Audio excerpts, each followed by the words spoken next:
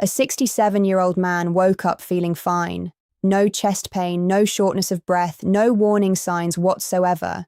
He felt good, normal, like any other Tuesday morning. He did what he always did, jumped straight out of bed, walked to the bathroom, turned a shower to cold because he'd read somewhere that it was good for you, and stepped in. 20 minutes later, his wife called 911. I was a cardiac surgeon on call that morning. I scrubbed in and I operated. Thankfully, he made it. But I've seen cases just like his that ended very differently. Very differently. What happened to him was not a freak accident. It was not bad luck. It was a series of completely avoidable mistakes. Mistakes that millions of people over 60 make every single morning without even realizing it. Today, I'm going to show you exactly what they are and what to do instead. So, why is the morning so dangerous? Let me give you some numbers first. Studies published in the American Heart Journal show that heart attacks are significantly more likely to occur between 6 and 10 in the morning than at any other time of day. We're talking roughly 40% higher risk during those 4 hours. 40%. That's not a small statistical blip. That's a pattern cardiologists have been tracking for decades. We even have a name for it. We call it the morning surge. And if you're over 60, that surge hits harder and faster with far less margin for error than it did when you were 40. Here's exactly why. While you sleep, your body runs in a kind of low power mode. Heart rate slows down, blood pressure drops, your nervous system is quiet. But the moment you start waking up, even before your eyes open, your body begins shifting gears hard. It's like flooring the accelerator in a car that's been sitting in a cold garage all night. The engine isn't ready. The oil hasn't circulated and you're already demanding full speed. Add a few common habits most people think are healthy, and you have a recipe for a cardiac event. Here's something most people don't realize. Your stress hormones, cortisol and adrenaline, don't wait for you to get up. They start rising about an hour before you even wake up. Your body is literally preparing you for the day while you're still dreaming. By the time your alarm goes off, cortisol levels are already climbing fast. Adrenaline follows right behind, and together they hit your heart hard. They do 3 things to your heart almost simultaneously. 1, your heart rate jumps. 2, your blood pressure rises. 3, your blood vessels constrict. All of that happens in minutes, sometimes seconds. Now, when you're 35, your cardiovascular system handles that surge without breaking a sweat. The vessels are elastic, the heart is strong. But after 60, the picture is very different. The vessel walls are stiffer. The system doesn't adapt nearly as fast. There may be plaque built up inside the arteries, plaque you don't even know about because you feel completely fine. And when that hormonal wave hits a vessel with a vulnerable plaque, the force can crack it. A cracked plaque triggers clotting, and a clot in a coronary artery is a heart attack. That's not a worst-case scenario. That's the mechanism. That's what I see on the operating table. Before you've had a single cup of coffee, your heart is already working harder than an hour ago. What you do in the next 5 minutes either helps it manage that load or makes it dramatically worse. Ask yourself right now, do you know what your blood pressure is first thing in the morning? If not, that's the first thing to change. Here's one that surprises people every time I bring it up. After 7 or 8 hours of sleep, you are mildly dehydrated every single morning. No exceptions. You haven't had a drop of water all night. You've been breathing, which constantly loses moisture from your body. The result? By morning, your blood is measurably thicker and more viscous than it was the night before. Think of it this way. Imagine your heart is a pump and your blood vessels are the pipes. When the fluid running through those pipes is thin and flowing freely, the pump doesn't have to work very hard. But when that fluid thickens, the pump has to push harder to move the same volume. Every single beat requires more effort. And thicker blood doesn't just make the heart work harder, it clots more easily. The risk of a thrombus is significantly elevated in the morning. Research confirmed that clotting factors are at their highest activity levels in the early morning hours. The timing is not a coincidence. This is one reason why strokes and heart attacks cluster so heavily in that 6 to 10 window. It's the hormone surge plus the thick blood plus the stiff vessels all hitting at once. A triple threat for any heart over 60. The fix for this is almost embarrassingly simple. A glass of water, room temperature before anything else. Before coffee, before medication, before you check your phone, hydrate first. One of the lowest effort, highest impact habits you can build, and almost nobody does it consistently. Keep a glass of water on your nightstand tonight. Make it the easiest habit you've ever built. Let me be honest with you, the cold shower trend has exploded over the last few years. Social media is full of it. Guys jumping into ice baths at 5 in the morning, talking about discipline and mental toughness. Cold exposure has real benefits. I won't deny that. But here's what those videos never mention. Timing matters enormously. For anyone over 60, a cold shower first thing is a serious cardiac stressor. Here's what happens the moment cold water hits your skin. Your body triggers something called the cold shock response.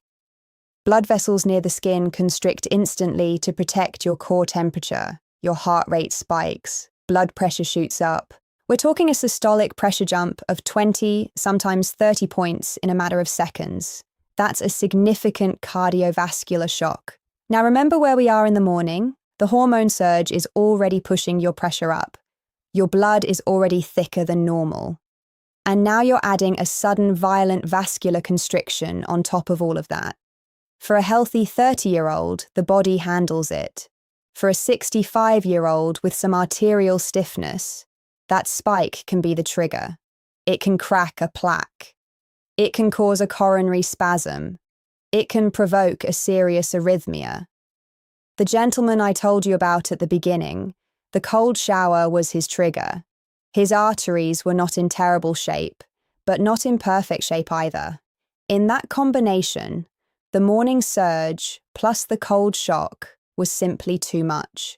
So, what do I recommend? Start warm around 37 degrees. That's body temperature.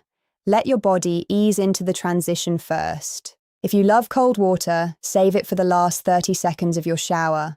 By that point, your vessels have had time to dilate. Your pressure has stabilized slightly, and the cold shock is far less severe. One small adjustment, big difference for your heart. How do you get out of bed in the morning?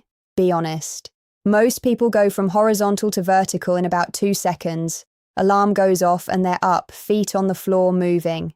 I understand you've got things to do, but that rapid transition is problematic. Here's the physiology.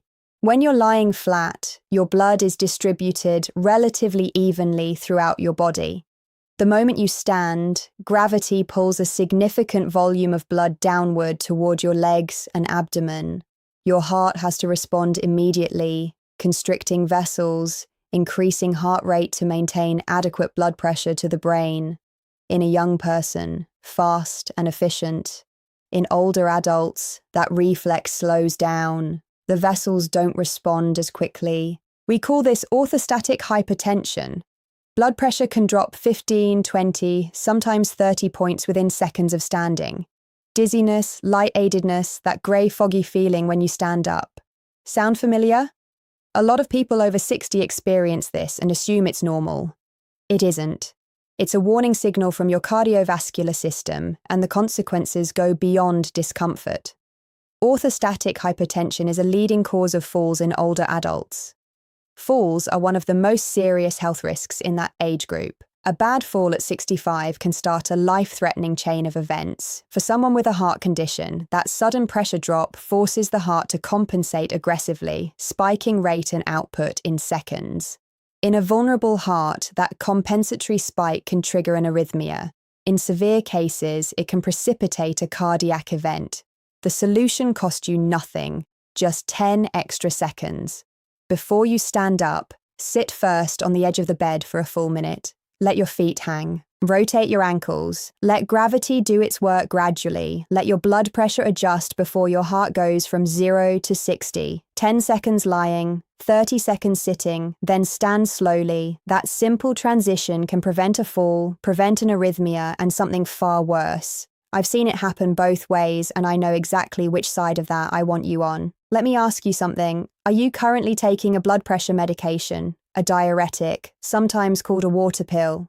If the answer is yes, there's something your doctor may not have mentioned, and I think you need to know about it. Diuretics work by helping your kidneys flush excess fluid from your body, reduce fluid volume, reduce pressure. They're effective, they're widely prescribed, but here's the catch. When your kidneys flush fluid, they also flush minerals, specifically magnesium. And magnesium is not a minor player. It regulates the electrical signals that control your heartbeat. It keeps the rhythm steady. It helps the heart muscle relax properly between beats. When magnesium levels drop quietly, the heart becomes electrically unstable. The rhythm can become erratic, palpitations, skipped beats, or more serious arrhythmias. And it can happen with no obvious warning, because the morning is already the time when your heart is under the greatest stress. A magnesium deficiency hits hardest right then. I have seen patients with morning arrhythmias that completely resolved once we identified and corrected a magnesium deficiency, more common than people think. If you're on a diuretic, ask your doctor at your next appointment to check your magnesium level. A simple blood test, 2 minutes. That information could be genuinely invaluable for your heart. Don't assume everything is fine just because nobody checked. Now, I know what some of you are thinking. Dr. Adewale, I walk every morning. My doctor told me exercise is good for me, and your doctor is absolutely right. Exercise is one of the best things you can do for your heart at any age, full stop. But, and this is a significant but, timing and intensity in the morning matter more than most people realize. Here's the problem. In the morning, cortisol is high, blood pressure is elevated, blood is thicker, and the heart is already working harder than usual. Now, imagine jumping straight into a vigorous workout. In that state, no warm-up, just go. Your heart rate surges rapidly on top of an already elevated baseline. Blood pressure climbs higher on top of an already elevated morning pressure. And your coronary arteries, already slightly constricted from the morning hormonal surge, are being asked to deliver dramatically more blood to a working heart muscle. Research published in Circulation found that vigorous exertion in the early morning carries a meaningfully higher risk of triggering a cardiac event in adults over 60. This doesn't mean don't exercise in the morning. It means don't sprint before you walk. Literally give your body 20 to 30 minutes to wake up, hydrate, and stabilize before you do anything strenuous. A gentle walk is perfect. Slow stretching is perfect. Save the intensity for after your body has had time to shift properly into active mode. And ask yourself, when you exercise in the morning, do you warm up first or do you just start? Tell me in the comments. All right, you now understand why the morning is dangerous. So let's talk about what to actually do about it. Because knowledge without action is just worry. And I'm not here to make you anxious, I'm here to give you a plan. This is what I call the 5-minute morning protocol, no cost, no equipment. Meaningful cardiovascular protection every single morning. Minute 1, conscious waking. When your alarm goes off, don't move yet. Stay exactly where you are. Take 3 slow, deep breaths. In through the nose, out through the mouth. This activates the parasympathetic nervous system, the calming branch, to counteract that cortisol surge before it peaks. Just 3 breaths, that's all. One of the most powerful tools for cardiovascular protection, and it costs you absolutely nothing. Minute 2, hydrate before you stand. Keep a glass of water on your nightstand. Before your feet touch the floor, drink at room temperature the whole glass. This begins thinning your blood, reduces the clotting risk, and gives your cardiovascular system something to work with before the demands of the day begin. Minute 3, sit before you stand. Roll to your side, push yourself up slowly, and sit on the edge of the bed. Don't rush this. Rotate your ankles in circles 5 times each direction.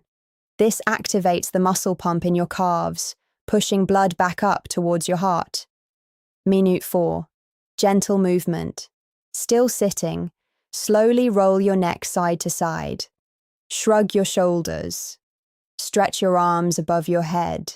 You're waking up your muscles gradually, increasing circulation gently, giving your heart rate a chance to rise at a pace it can actually manage. Minute 5. Stand slowly. Place both feet flat on the floor. Press through your legs and rise at half your normal speed.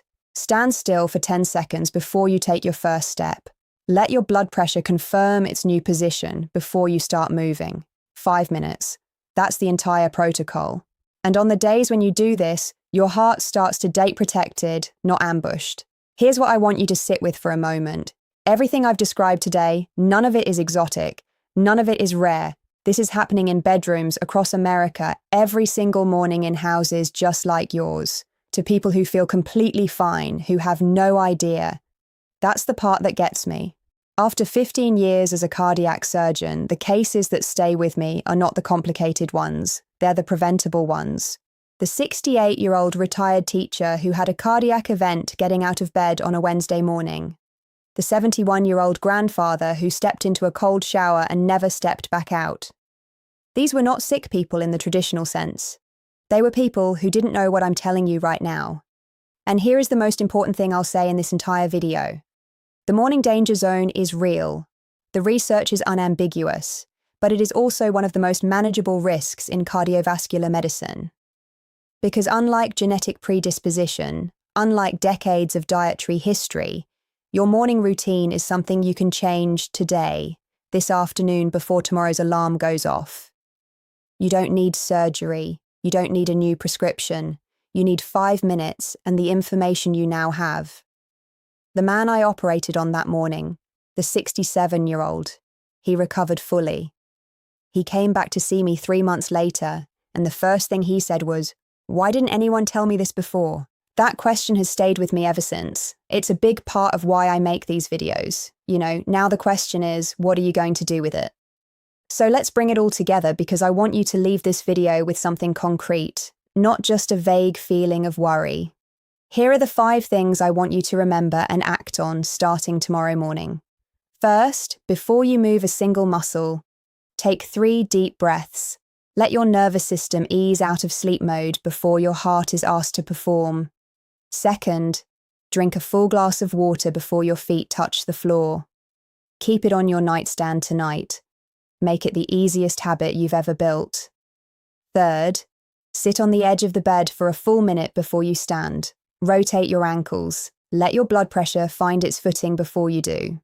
Fourth, if you're on a diuretic, ask your doctor to check your magnesium at your next visit. 1 blood test, that's all it takes. Fifth, if you exercise in the morning, give your body at least 20 minutes to wake up before you raise your intensity. Walk before you run in every case. Now, here's my question for you, and I genuinely want to hear your answer in the comments. Which of these habits are you already doing, and which ones surprise you the most today? Tell me, because those comments help me understand what to cover next. I read every single one. If this video gave you something useful, share it.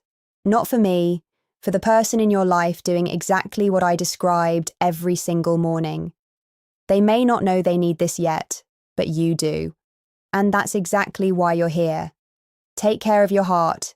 It has been working for you every single minute of every single day without asking for anything in return. Give it 5 good minutes in the morning. It is a fair trade and it starts tomorrow. One last thing, everything I've shared today is based on published cardiovascular research and my clinical experience as a cardiac surgeon. But your situation is unique. Before making any changes to your medications, exercise routine, or morning habits, please talk to your own physician. They know your history. I don't. This is education, not a prescription. Use it as a starting point for that conversation. I'm Dr. Kevin Owali.